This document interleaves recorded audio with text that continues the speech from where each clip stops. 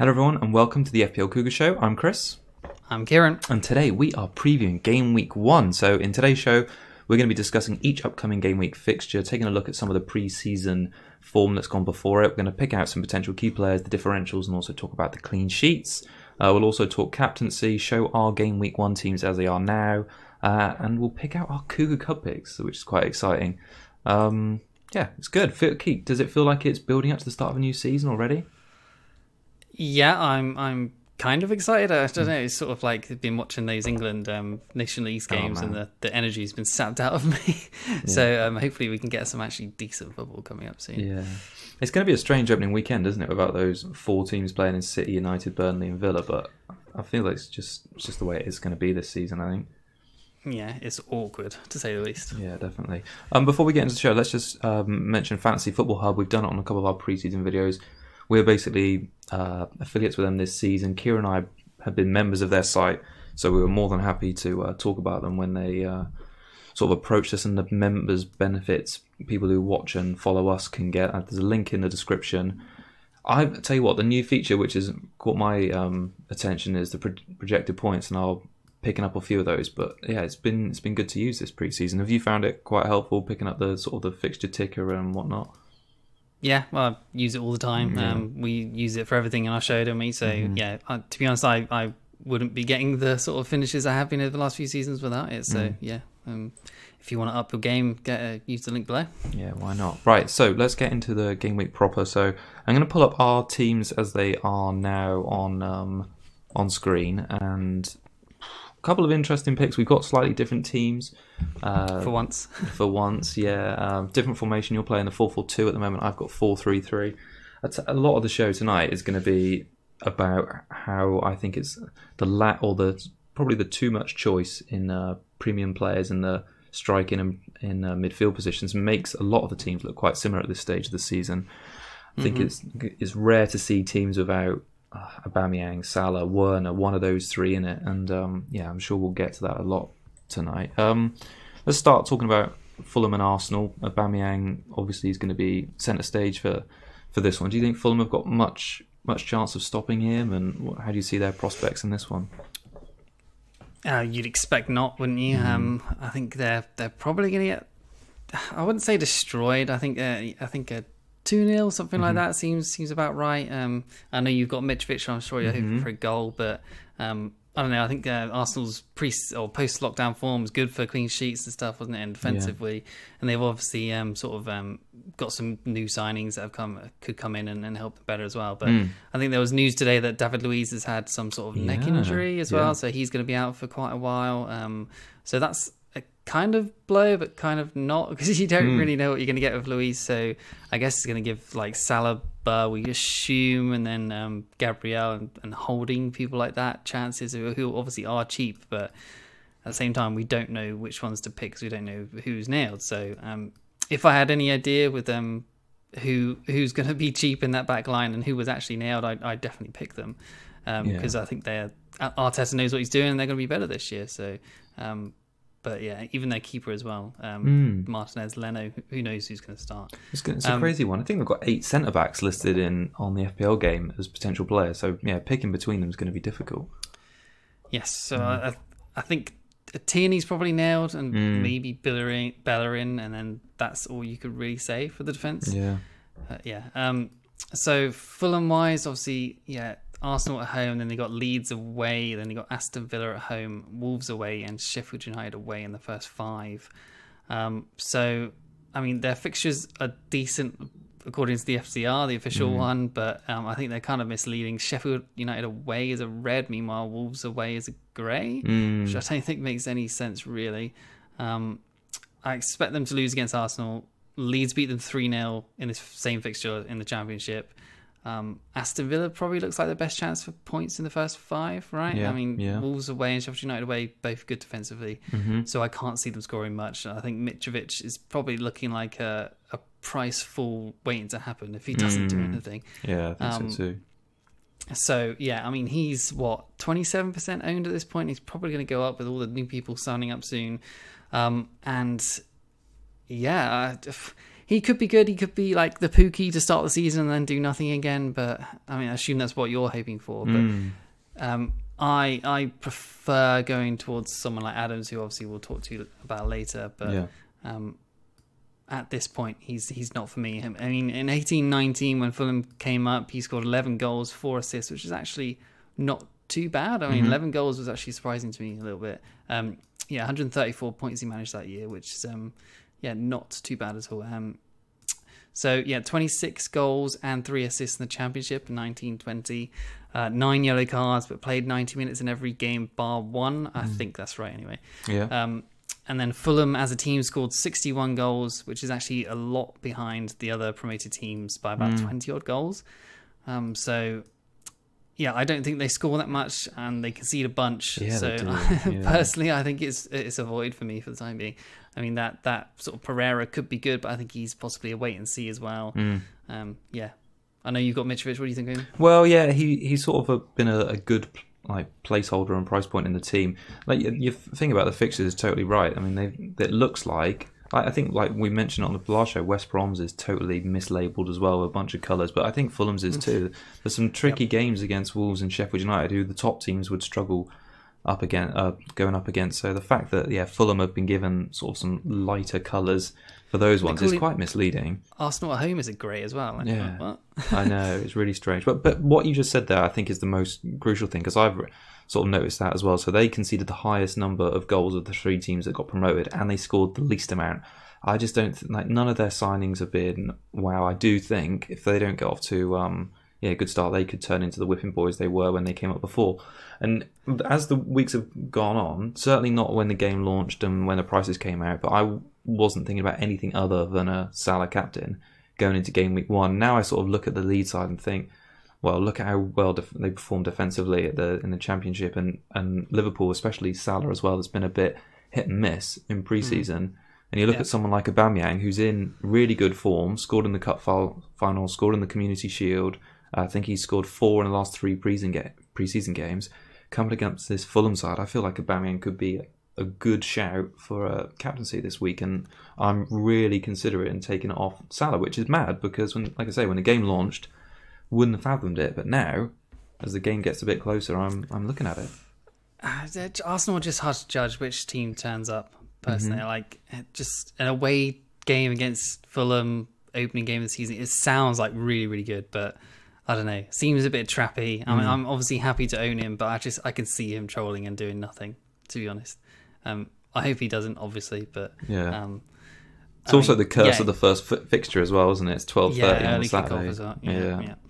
And the first game of the season as well, so it's added pressure. So I think Fulham they're gonna have to be well up for it. So I don't think they're going to make it easy for Arsenal. But I think a clean sheet seems good, and then possibly a goal or 2 by Aubameyang. Hopefully not 2, because I don't think I'm going to captain him at this point. Is there any other Arsenal or Fulham players that stood out to you? I mean, the only Arsenal other one I sort of picked out as being a potential was Tierney. I appreciate he's quite expensive at 5.5, and Arsenal's fixtures do get a little bit tougher after these first 2, but he did quite well in project restarts. So he averaged 4.8 points per 90 minutes, 2 assists and 1 goal. The concerning thing, obviously, they've not kept any clean sheets in pre-season, but miraculously, they kept a clean sheet against Man City in the FA Cup, and obviously they won of their first 5 fixtures. So, stranger things can happen. He looks, like you say earlier, he looks fairly nailed in that side now, and been given that left wing-back role. I think there's potential for Tierney to have quite a good season if he stays injury-free. Well, he has been playing left centre-back as well, as part of a 3. So, but then they've only played that formation with Luiz in the team. So if he goes out, then maybe they will go back straight back 4. And Kolasinac is fit and all that stuff. So is he going to possibly rotate? I'm not sure. But if you could nail down a cheap defender from Arsenal, they rotate really well with Wolves. So... but Vinagre doesn't seem to be a pick anymore. So which Wolves player you want to rotate with? But so on the Fulham side, the other sort of players to look at is probably Reed / Lamina, are both 4.5 million. Cheap enablers. They seem. I mean, Reed seems like he's going to be nailed because he moved permanently from Saints this summer. Looks to be a 2-pointer probably at most games. No real attacking at 10. And then Lamina, I think he moved from Saints as well. Also 4.5 million. Little bit looks like he's more of a sort of attacking player, box to box. Has looked good when he has actually played for Saints before. So if he can nail down a spot, then he's possibly the go-to 4.5. And then there's Enquiries as well, who I think at the back end of last season, I've heard from some Fulham fans that he was playing like the sort of 10 role-ish. Okay. So that could be interesting if he gets the spot as well. But yeah, there's a few sort of 4.5 mids that you probably won't ever need to play, just if you have to, if there's sort of postponements or whatever, then they can come in for 2 points and that's fine. Yeah, I like it. Okay. I've got Reed in my team. I think he seems like he's nailed, and 2-pointer is what you want from a 4.5 million midfielder. All right, should we move on? Is there any more you want to add on over there? Let's go. Cool. Palace against Southampton. So I think Southampton's fixture is a bit of a mixed bag, really. So they got some tough games with clashes against Spurs and Chelsea in the first 5 game weeks. But I think this opening fixture against Palace is quite good. They've got a good record at Selhurst Park. So they've won their last 3 times there, 2-0 each time, actually. So it could be a good source of points for defensive and attacking assets of innings to go by. I mean, you talked about Che Adams a little bit earlier. He's in your team rather than Danny Ings. Ings is in mine. What's the thinking there? He had better stats than Ings post restart. Okay. So, I mean, I haven't got them down myself, but I do know that for a fact. Right. So, yeah, it's his place to lose at the moment. He's decent value at 6 million. Yeah. I think he's nailed on for the time being. And yeah, I just want to see how he can go. He's a helpful price point for my team with my sort of premium mid structure that I've gone for. Yeah. And I wanted some part of that Southampton attack because obviously I had Armstrong in other drafts. I've wanted Ings. I obviously can't afford Ings. Ings is probably still the go-to, but if you need that cheaper price, I think Adams is going to do well this season. At least I hope so.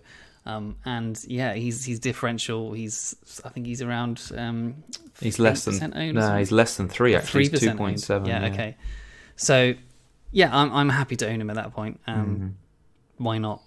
No, I like it. Well, on the like we talked about at the start, the Fantasy Football Hub sort of members the points predictor section, which is new. It actually predicts him getting 12.1 points over the first 4 games, which is third highest for strikers price 6 million or lower. I think he comes in slightly less than Mitrovic, but I think when you compare him directly to Ings, who hasn't got any set pieces in his locker, and he's 2.5 million cheaper, and like you say, Hasenhüttl seems to like to play that 4-2-2-2 formation. Yeah. So if he's going to have a partner up there with Ings, if it's Adams like it was at the end of last season, yeah, he could be a shrewd buy for 2.5 million more less. Sorry, so.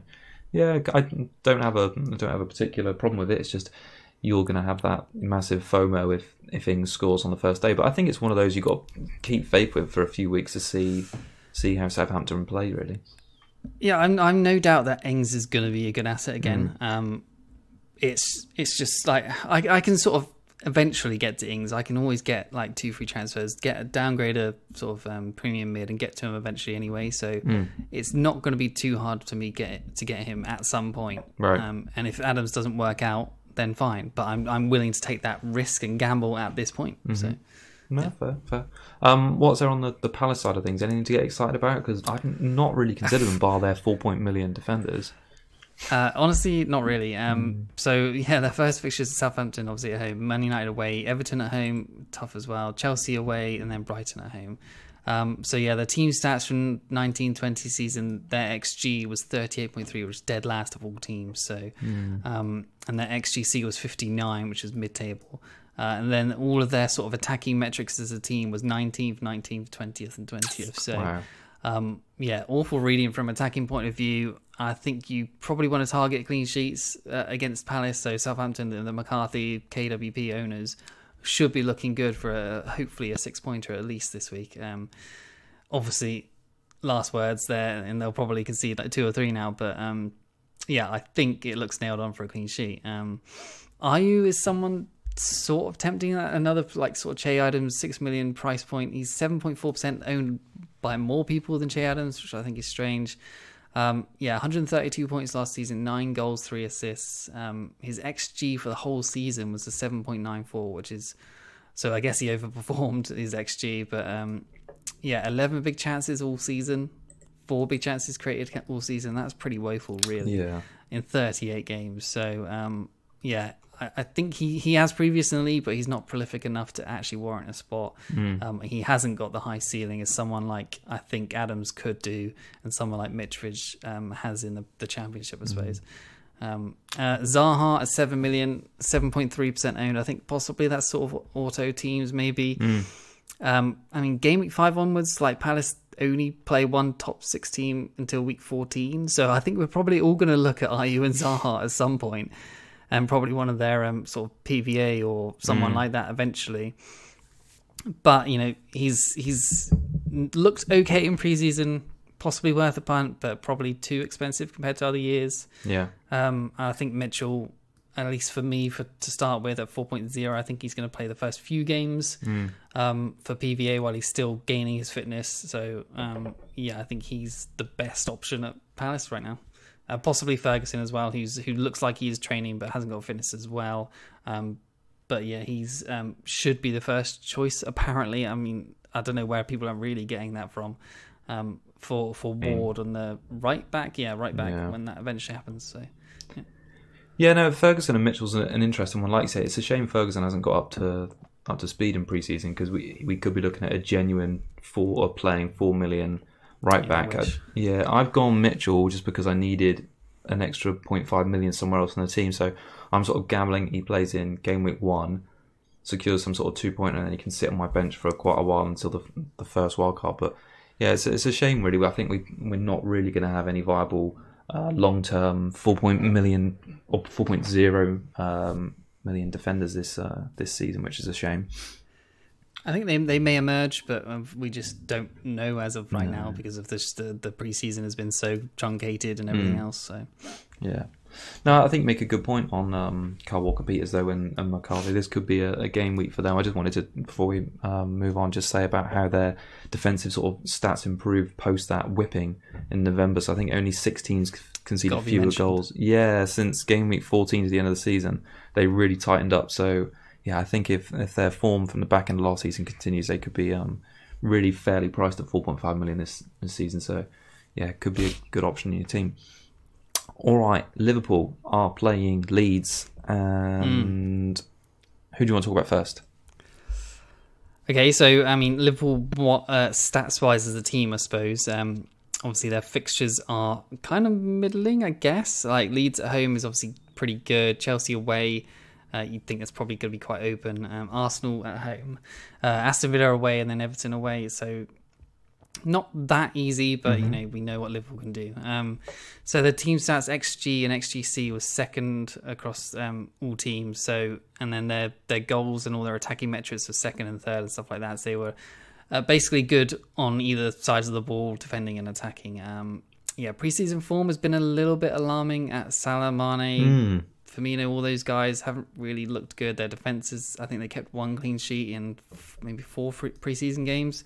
So, not great. I think the last one, all of their sort of normal back 4 was actually on international duty anyway. But, 15 clean sheets, 2 behind Man City, joint with Burnley last season.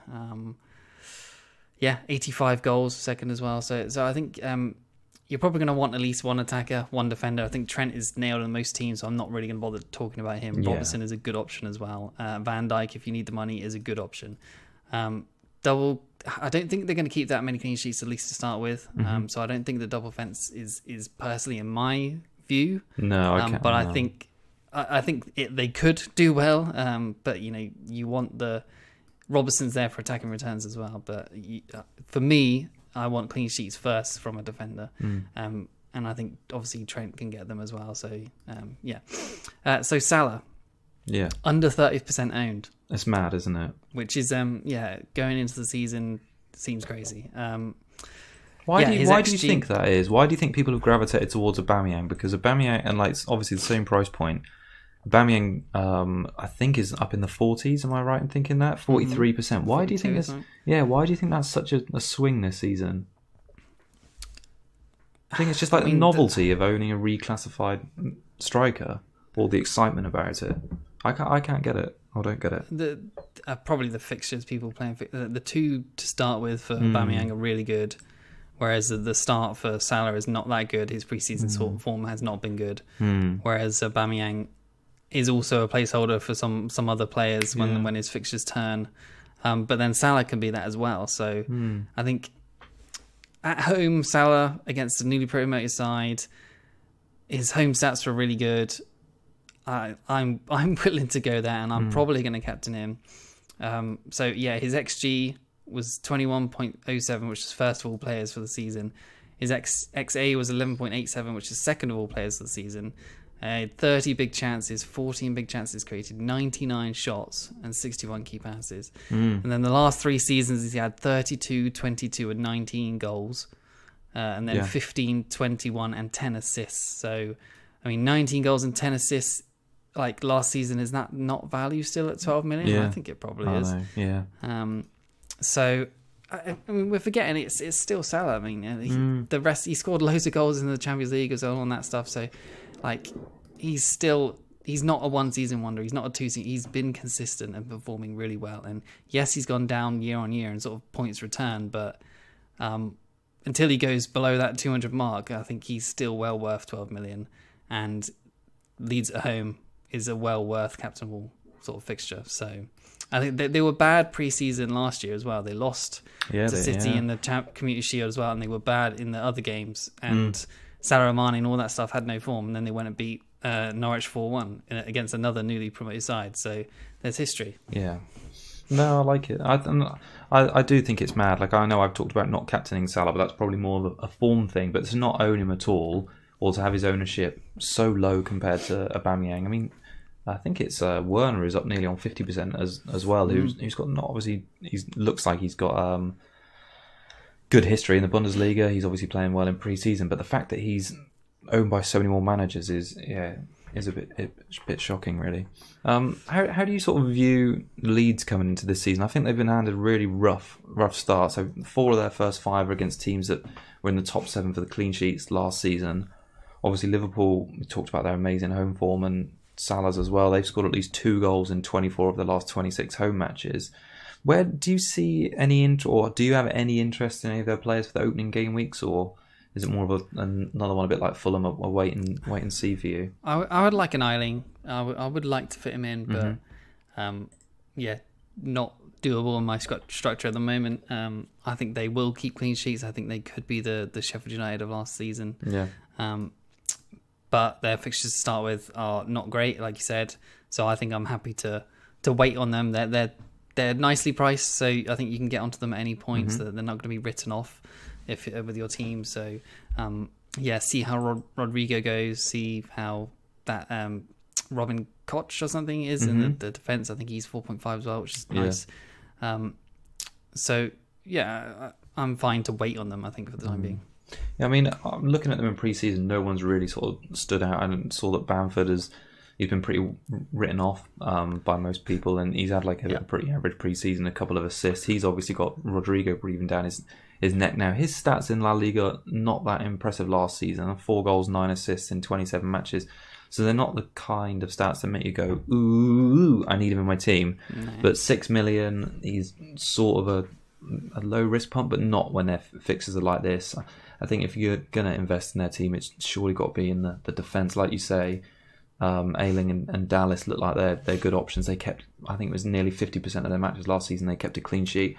I think that the safe route into their team is there's a goalkeeper. If you want a defensive asset at the start, is Casilla. He started most of their pre-season games. There was talk they were going to buy a goalkeeper, but that hasn't happened yet. They got Mysak, who's 4.0. He's backup. So they, a bit like West Brom and Brighton, offer one of the ways to have a 4.5 and a 4 million sort of rotating first choice and backup goalkeeper. So that would be my advice. But otherwise on Leeds, for me, it's a bit of a wait and see what's going to happen, really.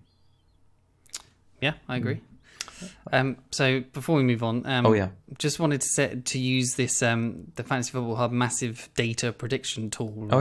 And then to sort of show the sort of Gameweek 1 anytime sort of point or top point scorers and anytime goal scorer odds. And this prediction thing is supposed to be better than bookies odds as well. So take it as you will.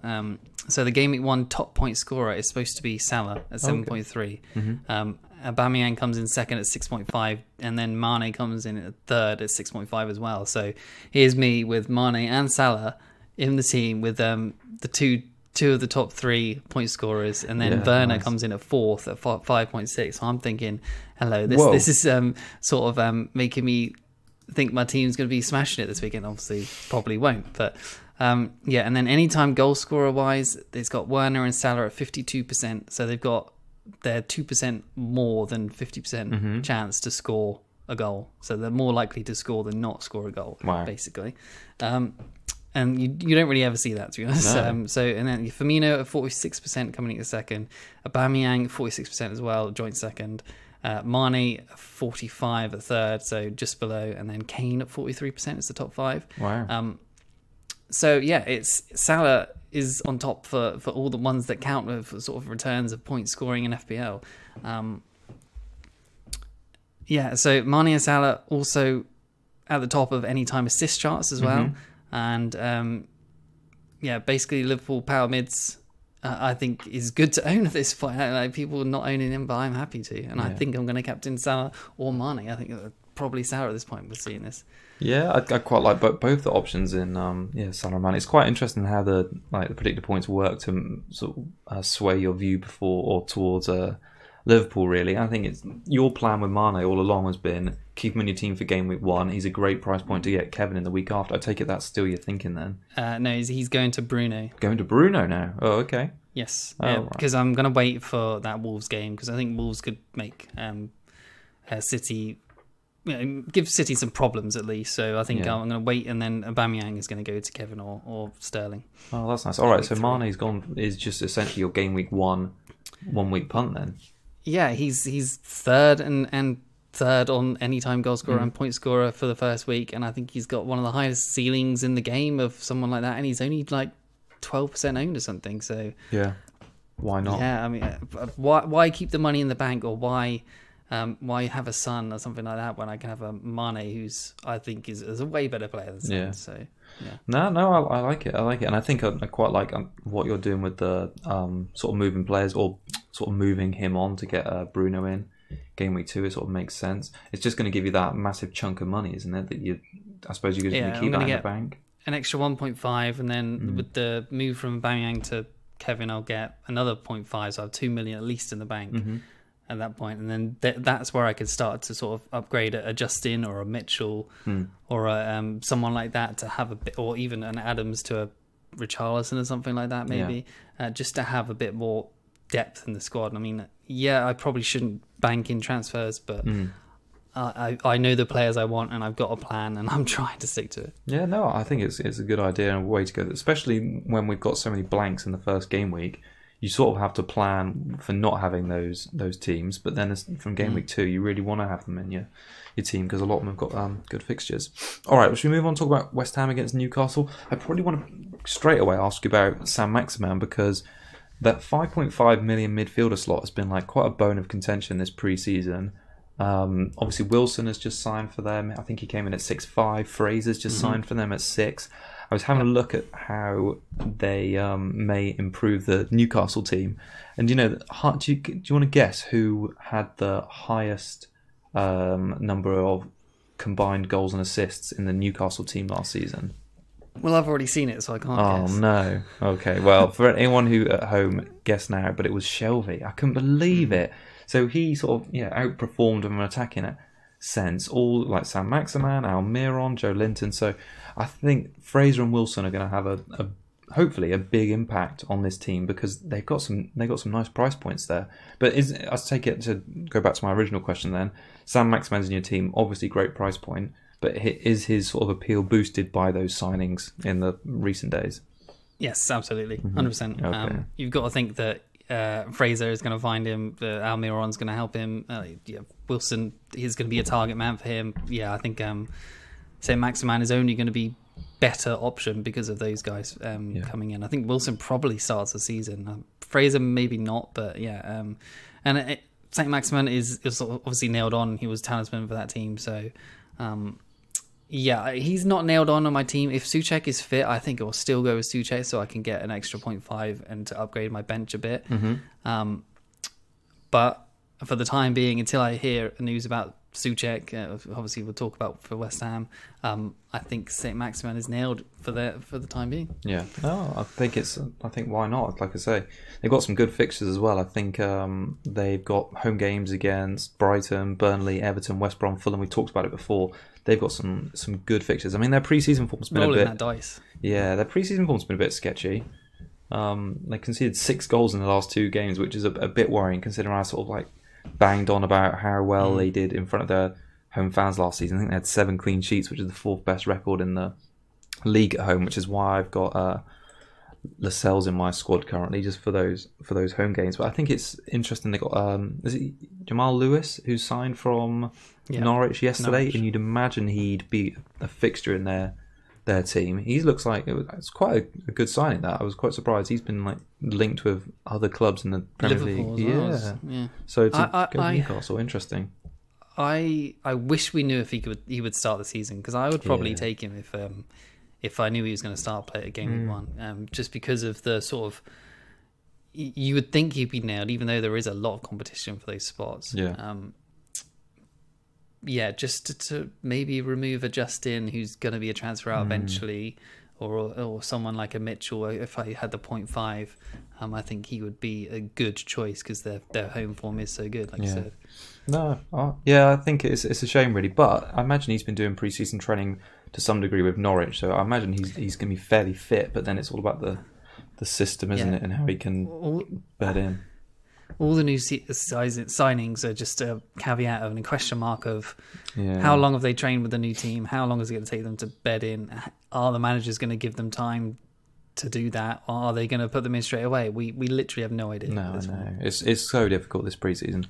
What have you seen on the West Ham side of things? Because obviously the latest news on Souček, who you just mentioned, we don't know if he's COVID free yet, because didn't he get sent home from international duty or had a scare from it? So. Yeah, difficult. Yeah, he was in contact with someone who had COVID, but he tested negative. But then he still had to quarantine or isolate or something. But then professional athletes get some sort of exemption from that because they get tested most days anyway, or every week or something. So at this point, I don't know like what's happening with him. Hopefully the press conference tomorrow. I think press conference tomorrow. We'll get news on him because I would love him to be fit, because it would help a lot, to be honest. But yeah, I mean, West Ham in general, bit of a team in crisis right now. I mean, their pre-season form hasn't been amazing. They did get some good wins, but then that was before the sell of Garner to West Brom, where Noble and Wilshere publicly shamed them because of it. And apparently there was a slagging match between Karen Brady and David Moyes of just like, how dare you sell him and all this stuff. And David Moyes was like refusing her entry to the locker room or something like that. So yeah, it sounds like everything is going off at West Ham, and you can see that everyone thinks this is a good fixture, but probably not considering everything. And then the rest of their fixtures after that are obviously pretty woeful. And then I think Souček, if he is fit, I think it obviously is nailed, and set pieces, you don't really need form to be get a header at a set piece. So I think he's still fine in that scenario. But yeah, attacking wise, they had an XG of 52.5, which is mid-table of all teams, but the XGC was 68.8, which is 17th. So Newcastle, St. Maximin, Wilson, they look like they can get some goals. I think it was 3-2 as well in this fixture as well last season. So goals look to be happening here. Antonio, everyone was keen on him at the start before the fixtures came out. 6.5 million, had such a good post-lockdown form. I think he sort of came in quite cheap at 6.5 considering that sort of thing. Still a midfielder, I think. No, he's an attacker, sorry. Mind about that. But yeah, the only caveat with him now is that Haller is back, and in pre-season they seem to, him and Bowen have gone back to the wings. Great. Haller is up top. I mean, no player had better sort of XG or big chances than Antonio post-lockdown. He only had one shot behind Salah as well. But at this point, he seems to be less good. I think he's had two assists in pre-season. That's it, which is obviously okay. But his sort of appeal is dwindling by the second because of everything that's going on and possibly being back on the wing. That would be that'd be the worst, wouldn't it? To play so well playing centre forward, and then in a matter of a few weeks, just because Haller's come back, who didn't really pull up any trees last season, shunts you back out wide, and then also from a fantasy point of view, that the lack of additional point you're getting because you're playing from deeper for both defence and scoring goals would be a bit of a kick in the teeth, really. It didn't really sort of affect someone like Rashford last year too much because he was sort of playing midfield, kind of where Tony was actually going to play. But I suppose difference didn't matter too much. But I suppose you've got to think Rashford's playing in the side that's going to create a lot more. But no, I get your point about how it affects them. Any more to mention about either of those? I mean, I think it's a funny fixture, this one, like you say, because of all the unrest. I kind of feel, but there seems like a bit of unrest going on with Newcastle because of the results. Like they're signing some good players, but their pre-season form's not been anything to get too crazy about. So I think it's been fascinating on that one. I'm just keen for the presser and Souček news. That's what I want to hear. Answer some questions. All right, West Brom against Leicester. I think West Brom are a really tricky team to analyse this pre-season. I've got two of their goalkeepers in. At the moment, it's purely an aesthetic choice because I quite like the pink kits. And Johnson and Button just look really great together as a 4.5 and a 4. And I kind of feel like the best key to survival for them is going to be trying to keep a clean sheet because, I gotta be honest, their attacking threat looks absolutely woeful this season. I don't really have much on them, unfortunately. Their starting fixtures are okay-ish. I mean, Leicester at home seems kind of bad, but Leicester form to start the of season or the end of the season was bad. Yeah, it was bad. Then Everton away looks like a tough fixture. Chelsea at home, really tough fixture. Southampton away, tough fixture. Burnley at home is a tough fixture because they'll probably keep a clean sheet. The first 5 don't look good. I think between West Brom and Fulham for 20th this year for sure, locked in already. But yeah, so I think goalies are possibly worth a shout. Like you said, at 8.5 million for the two with Button moving there. You don't need to worry about any injuries or fear or rotation like that because the other one will come in. They had 14 clean sheets in 46 games last season, which isn't great, I guess. Expect maybe 9, 10, if maybe. They're lucky. That does seem quite a lot still. I mean, in comparison, Brighton kept 9 last year, so they could probably keep around that sort of clean sheet, I think. Save points for Johnston probably pretty good. He could be the average. They could be the average of a couple of years ago who did really well. So and he's obviously a good keeper.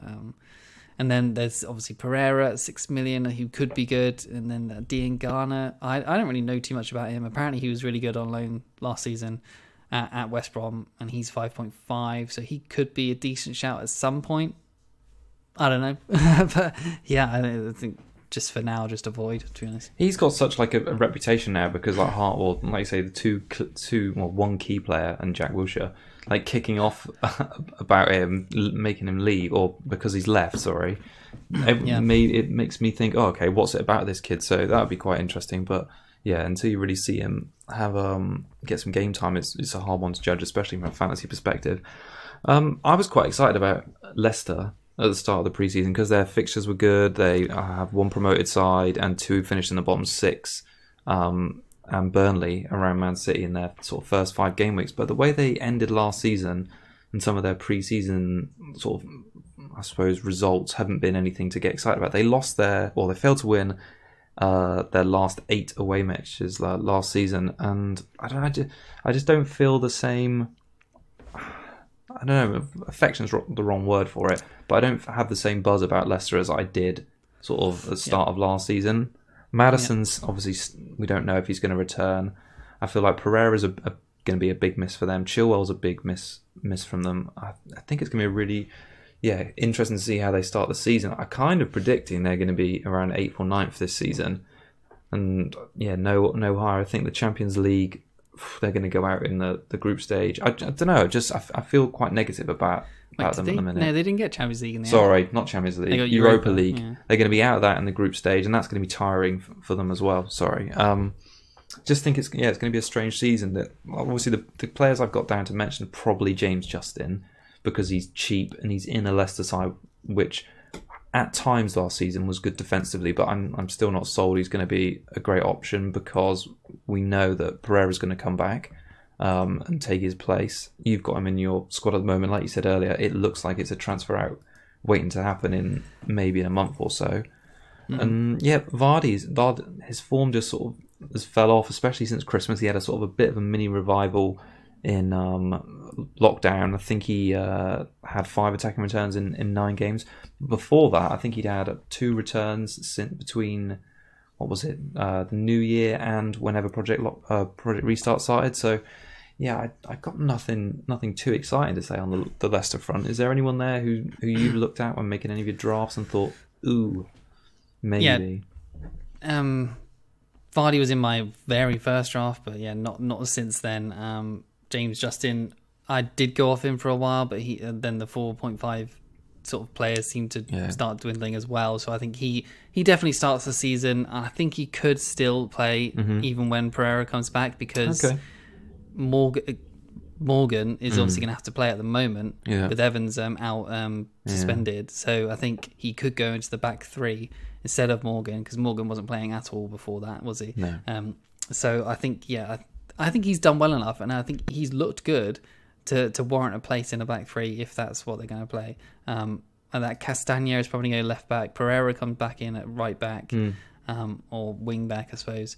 And I think James Justin could still keep his spot. So yeah, he's in for me for the good starting fixtures. I think they can definitely clean sheets against West Brom and Burnley. Seem like good clean sheet potentials. Man City, I can possibly bench him if he's still there, or I could just at that point possibly take a hit and upgrade him with that money that I'm getting in the bank. And I don't mind taking a hit early in the season, just because if it's going to set you up, I think that makes sense, just to get ahead. Or get ahead on your sort of team place, not ahead in points obviously because you're taking a hit, but ahead in what are the players that you want to have in, because you can finally, obviously a wild card early is what people often do to get the sort of players who look like they're going to be good. If you just take a hit instead, because the wild card's going to be so valuable later, I think that makes sense too. Yeah, no, I agree with that. I agree.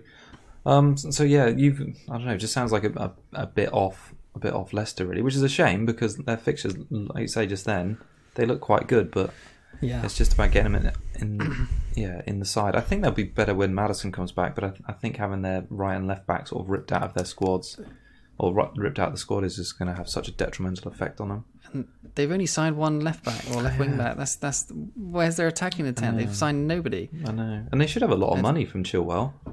Yeah, and the fact they're starting the season with Morgan, I think, is a real worry for any of their defensive clean sheet prospects, because he's been a bit of a liability. Bless him. I think he did fine at the end of last season. Yeah, I think they kept a couple clean sheets with him. I just feel like he's always in recent seasons, after the league season, he always looks like he's due to bring someone down and get a yellow card or accidentally foul someone sent off. So he's not as good as he once was, unfortunately. But anyway, let's see. It's a shame, because they've got some decent price players in their team, bar Vardy. All right, Spurs against Everton. Now, I'm interested to talk about this one because I've been watching a bit of the All or Nothing documentary with Spurs, so it's been good to get a glimpse of them. That's made me pick 2 Spurs players in Davis and Son. But you've obviously watched, I think you've watched 3 episodes, and you got none of them. That made me think the opposite. I don't want any of them. Why? Why was it? I quite like it. I thought Mourinho seems quite fair and good, and I don't know, maybe it's the players? Nah, he's doing it all for the camera. He is toxic, Jose. You know this. And yeah, it's just he just plays up for the camera all the time. When they went through in the Europa League, or they won the Europa League spot, and they were cheering around in a circle or something for the camera. That's going to be in the show as well. 100%, and it's just all fake. So I think Dyer is an absolutely woeful player like he was for England. I think he probably gets some clean sheets, but I think he's a terrible player. And then Son, I don't really like him on the wing when Kane's come back. I think he will get returns, but for now, I would prefer just a Mane for this week rather than the Son. So, yeah. Okay, all right. Well, what? So, would you consider, if you were to include a Spurs attacker, then would you include Kane over Son? No, it would be Son still. Okay. Well, I mean, maybe just because he's cheaper. I think Kane has decent stats, I suppose. Like, I mean, Kane kind of post-lockdown, like his stats were XG of 4.96 and XA of 1.8, 9 big chances and 2 big chances created, which is actually quite good. He got 54 points and he looked like sort of back to his old self. Like, but I kind of don't like CDM Kane, obviously. And he played 2 games for England, most of the minutes recently, and he looked sluggish and tired, and I think he had 1 chance of note in both games.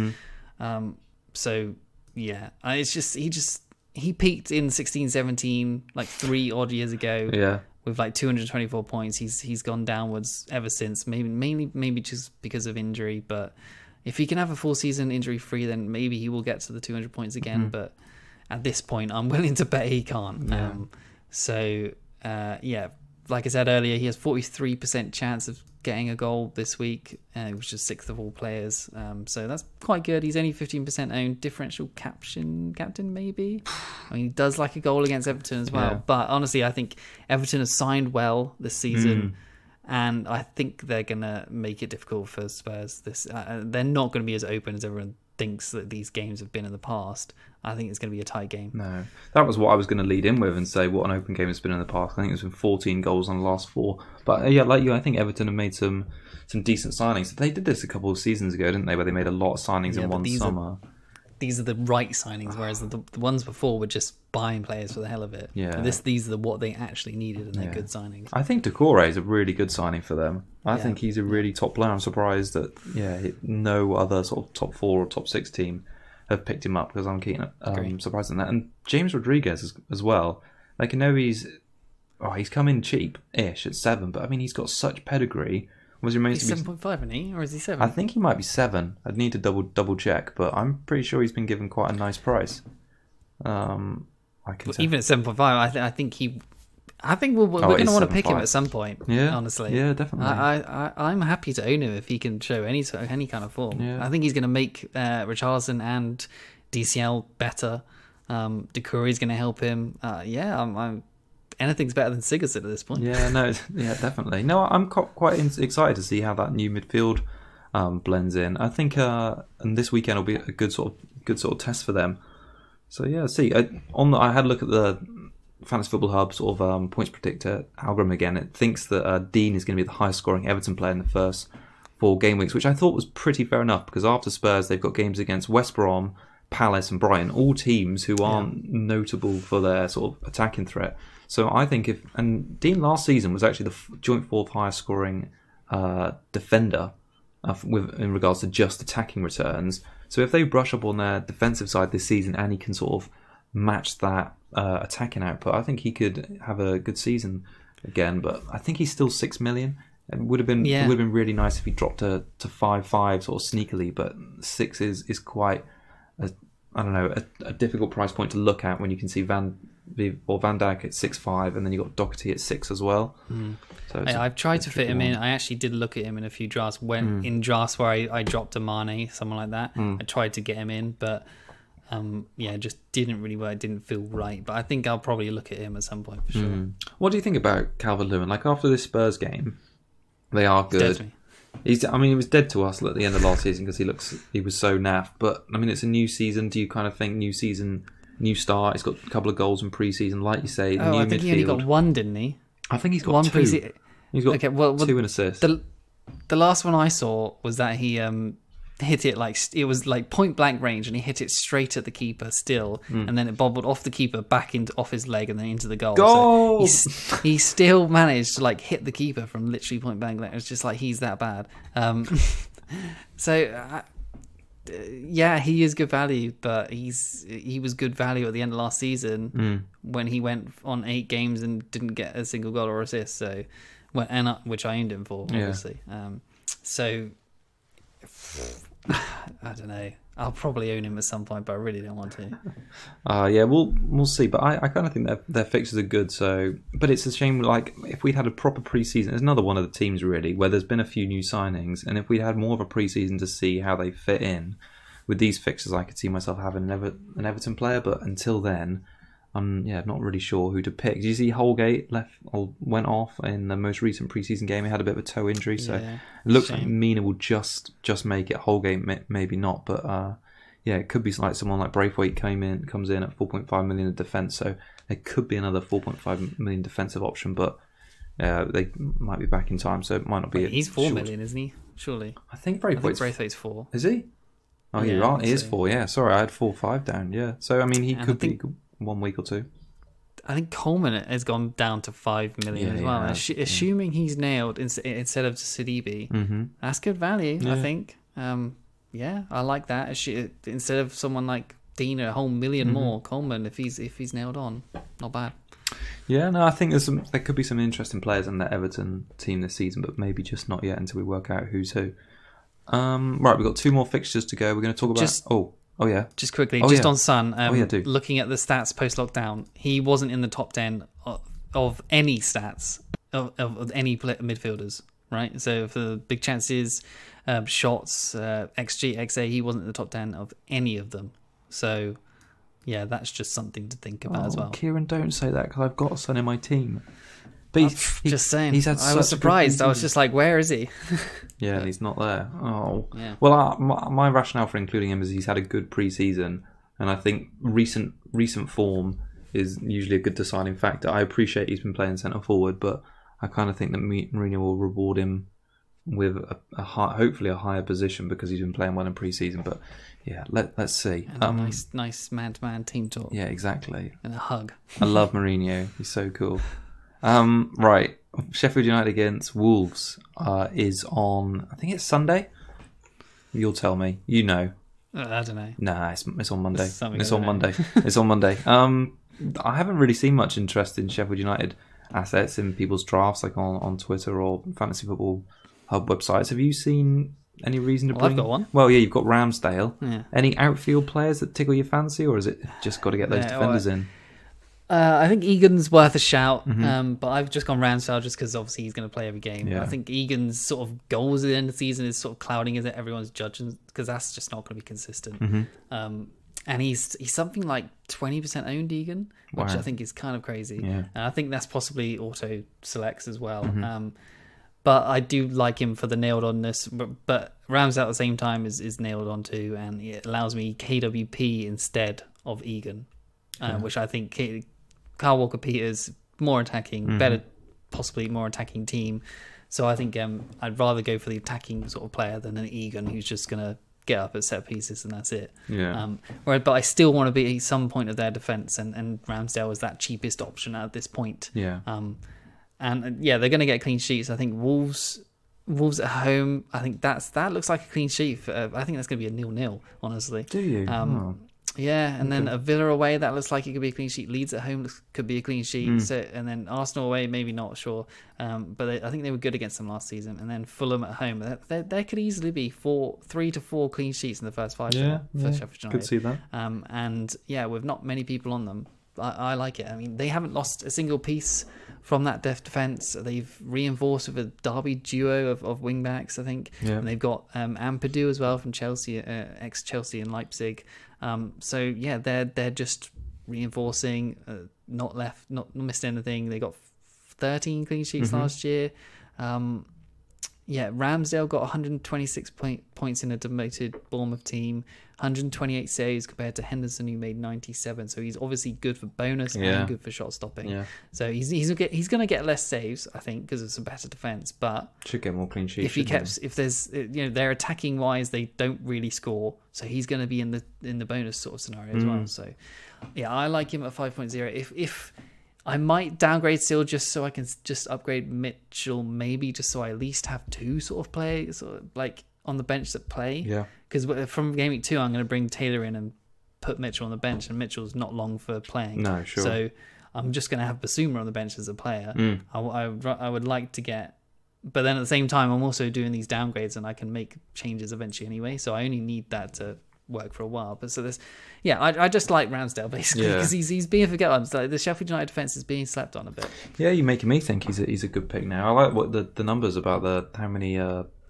saves he's had last season. He's definitely going to improve their defensive or they're going to, his clean sheet output compared with last season is going to improve a load. So yeah, I think he could be quite a sneaky little pick there. Like you say, Egan, the only other one with sort of high ownership in the Sheffield United defence, but yeah, I think they, like you say, with those fixtures, Wolves, Leeds, potentially Fulham, and maybe Villa as well. There could be 3 to 4 clean sheets in there start the season. On the Wolves kind of side of things, there's been a lot of changes, isn't there? A lot of wing back arrivals and departures. It looks like Vinagre, who was going to be everyone's favourite 4.5 million sort of wing back, looks like he might be on his way out, and we could see Tellez come in. Which would be quite exciting. Yeah, because he's just a very attacking. He's left wing back, isn't he? Pretty much, or I don't know if he was even a wing back, but yeah, he's crazy. He's got a great record of goals and assists. So it'd be really interesting if he comes into Wolves side. It's a shame it's going to be after. Sounds like the start of Gameweek 1. How's that made? I was going to say I think that's fine for me. It's personally because if I'm downgrading some players. I think then Justin from Game Week 3 to avoid the City game and to avoid the Wolves City game as well. Yeah, get in a Tellez from Game Week 3. I think that could be absolutely perfect. Yeah, no, I think that could make sense. A lot of sense. Do you think that looks like it's going to happen? From what you've heard, I think so. I mean, a lot of Portuguese places are sort of touting this to happen. All the sort of Portuguese journalists and stuff like that. So. Apparently terms were agreed and all that, but it's just between the clubs now, I suppose. And Vinagre is supposed to be going the other way as well for about 10 million as well. So if it happens, then great, because he's quality. I've wanted him at Man United for a few years as well, because he is that good. But, no, Wolves game that would be good. Well, I think it's the first 2 fixtures which put me off some of Wolves' assets. So they've obviously got this double header against Sheffield United and Man City. 2 clubs and finished in the top 4 for least goals conceded in last season. But I think their defensive prospects are great as well. So from Game Week 25 onwards last season, they were one of the most informed teams in the league. So they had 9 clean sheets from their final 14 games. Obviously, that came back with Bolly returning to the side. They've got some good fixtures after this Man City one, where they could rack up some clean sheets. They've got Newcastle United, Palace, and Sheffield United. Wolves will be facing 3 of the 6 clubs who scored the fewest number of goals last season. So I could see this being a 0-0 game for both these sides. And I think that who to get on from the defensive side of things on Wolves, if Vinagre is going to go in a couple of weeks, he may be a good final sort of like 1 week punt here. Bolly is a monster for the bonus points, and I can't believe or sort of baseline bonus points, I can't believe he didn't pick up more bonus. So yeah, Bolly obviously is nailed. Cody looks like he's captain, so he's obviously going to play. Sice looks like fairly nailed as well. I think Bolly's 5.5. Sice is in at 5. Cody, I've not checked the price, but I'm guessing he's probably 5 as well. Okay. Yeah. Well, in the final 8 games of last season, amazingly, right, Bolly was 30 baseline bonus points ahead of the other 2 defenders there, but just due to the games where the scores fell, actually ended up with less bonus points. He had 1 to Sice's 2. But I do think maybe that across the season, that 0.5 extra, if you fancy it for Bolly, who's had a bit of goal threat in the past, it could be quite a good bet, especially when they've got this sort of like, after these, I'd say apart from that Man City game, they've got a great chance of, as similar to Sheffield United, keeping 3 to 4 clean sheets in the first sort of 5 games. So yeah, someone like Bolly. Would you not consider Patricio, just as he's nailed on? Yeah, I suppose you get 5.5 million. What sort of turned me on to Bolly a little bit was just the baseline bonus, because if they do keep a clean sheet and it's low scoring, which sometimes it can be in Wolves games, like it's not often we talk about Jimmy getting a couple goals and scoring more than 10. Yeah, they're usually a sort of a 1 goal margin team. Yeah, then the bonus sort of gets redirected the back, doesn't it? So been looking at Bolly thinking maybe he's worth that extra 0.5 over someone like Sice, but it's tricky the way the teams are balanced at the minute. Yeah, and I think that Marcel from Lyon is I think came in at 5 million, but he's supposed to be a left centre back, so it's Sice's area. But he's 32 or something, and it was only for like £2 million or something. Okay. So he only played. I think he only played about 10 games for Lyon, so I think he is only cover. Right. But he is there as someone that can play, and he could even play the wing-back role instead of Vinagre. So, Sice, is a possible issue waiting to happen, but we'll see. Okay. I'm a bit sad that I haven't got the space just yet for Jimmy. So 181, 194 in the last 2 seasons. You know what you're going to get for 8.5 million. Obviously, Penn, central striker, usually plays. He's obviously good on bonus as well. 33 points of pure bonus last season, which is the 5th highest. I don't know. He's not featured in any of my drafts, though. Has he been near any of yours? No, he hasn't got one, unfortunately. I think he's going to provide value. It's just a bit too much for me at this point. And just I've wanted other players more than him, unfortunately. I think I'll definitely own him at some point this season. Even from Gameweek 3 onwards, that run is so good. But like you said, he doesn't score. Like he doesn't score braces. He just gets a goal. He gets the Ings 9-pointer, which is good. But is that enough at 8.5 million? I don't know. No, probably not. But yeah, it's a difficult one. They've obviously adjusted their prices quite similarly because they know that those teams don't score a lot, and if they get 1 goal, then Jimenez and Ings usually get 2 or 3 bonus, which would put their sort of price at 8.5, similar to what points they get per game. Yeah, it's an interesting one. I got some breaking news, Keek, from the Fantasy Football website. We've been talking about this. They've now got kits in place for Fulham. Oh, thank God. Thank God. We've been looking at that, Kieran and I, for the last couple of weeks, thinking when are they going to put things in. West Brom goalkeepers still don't have kits, and I don't think we've got... I know, right? So we don't have kits for all the teams yet. What does Mitch look like? He looks more respectable now. He's got little bits of black on his sleeves, so... Yeah, he's fine to pick him now. I know, he's all right to pick now. He's not just like a no-name, shirtless, five-a-side player. So he's good. Is that C as well still the wrong font? Have you noticed that? Yeah, I have, but I don't think I think they might have fixed it. Yeah, it looks like it's legit now. Anyway, there's a bit of breaking news. For our last game of the game week is Brighton against Chelsea. Werner's probably the main talking point, isn't he? 47%. Wow. I mean, we've both got him. He's been playing well in pre-season, and he scored a goal against Brighton in pre-season, funnily enough, which was scored for Germany as well. Yeah, at the Amex, scored for Germany.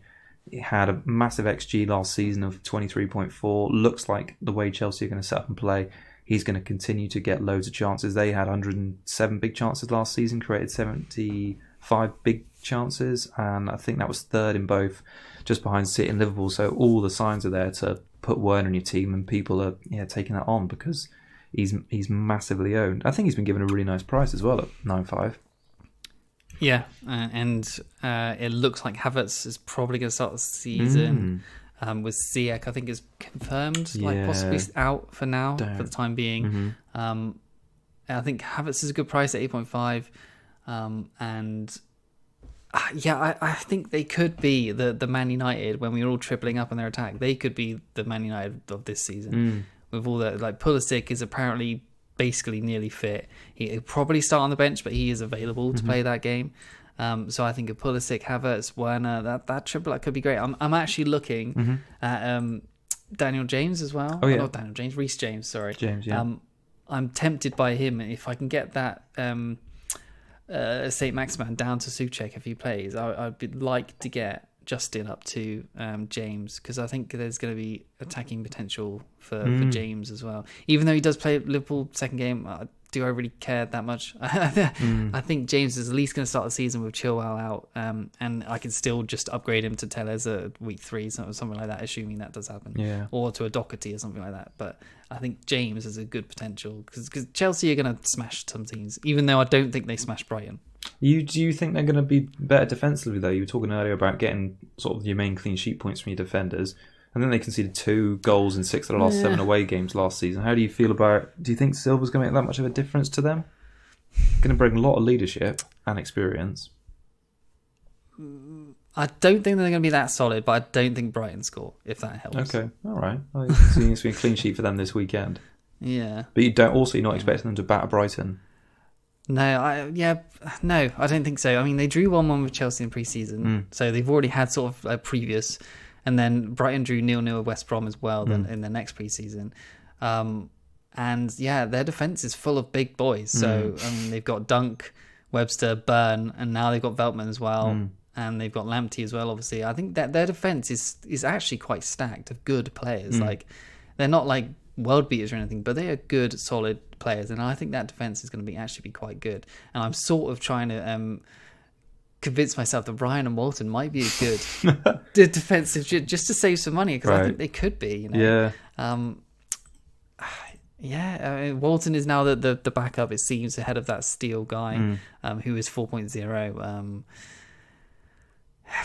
It's difficult, isn't it? I think Werner scores this week. I think he gets the goal. I think it's going to be like a 1-1 again or something like that. I don't think Brighton gets smashed. That's why, because I was tempted to captain Werner, because I have Werner as captain now on my team. But I think it's obviously going to go to Salah in the end. But well, what do you think? Do you think they're going to smash? Because I really don't think they will. I think they'll probably score 2 goals maximum. Maybe not more than that. I could see, I think Chelsea are going to win.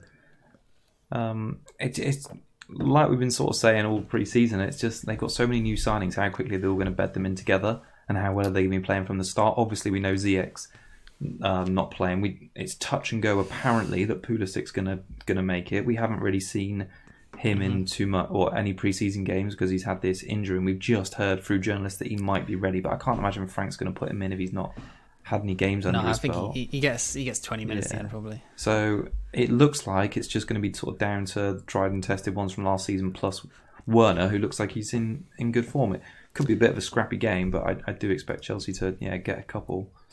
Apparently it's going to be a front four, sort of rotating four of Werner, Callum Hudson-Odoi, Havertz and Mount. That's going to be the sort of front four area.